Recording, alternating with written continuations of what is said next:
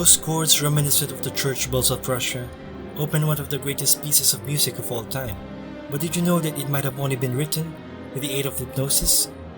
What led the Russian composer Sergei Rachmaninoff into writing this masterpiece, and how did therapy play a part?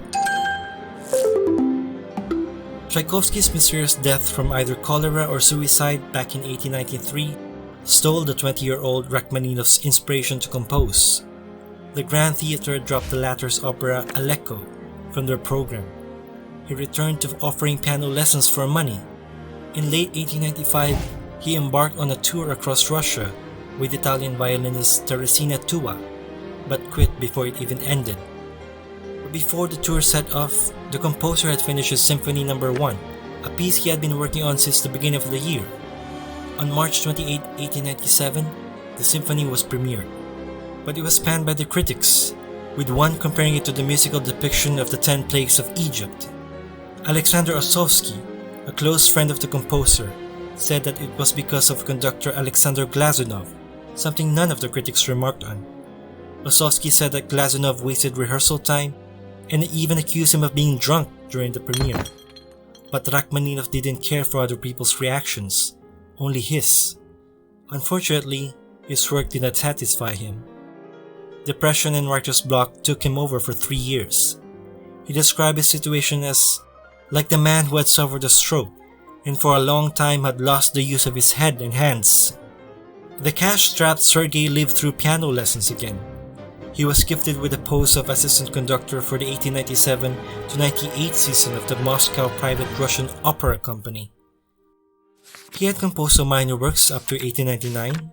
He even got engaged, though the Russian Orthodox Church and his fiancée's parents objected to the marriage. His aunt arranged for him to meet writer Leo Tolstoy to bolster his mood, but none of this pushed him back to writing something great. He was dissatisfied with everything he wrote. His aunt then suggested therapy with family friend and physician Nikolai Dahl. Under his treatment, Sergei was subjected to hypnotherapy and psychotherapy daily. They worked on improving his sleep, his mood, his appetite, and hopefully sparked back that inspiration to compose. Music was slowly brewing inside him during the summer of 1900. By April 1901, he had finished the music you're hearing right now, his Piano Concerto No. 2. Sergei dedicated the piece to Dahl, the man who pulled him out of depression. Its second and third movement premiered in December 1900, with the composer himself as a soloist. The entire piece was performed in 1901, earning Sergei his first Glinka Award in 1904. Establishing his fame as one of the greats. He was only 27 years old. From there on, he continued to compose with renewed confidence, writing his Symphony No. 2 back in 1906, premiering on 1908, earning him his second Glinka Award, a testament against his earlier critics, and a demonstration that he knew how to compose a symphony.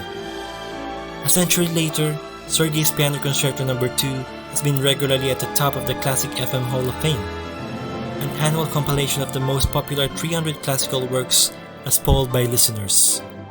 Seek help for your mental health. You'll never know what greatness you could create. Please like and subscribe if you enjoyed this content, and please consider sharing to let people know more about the generalists.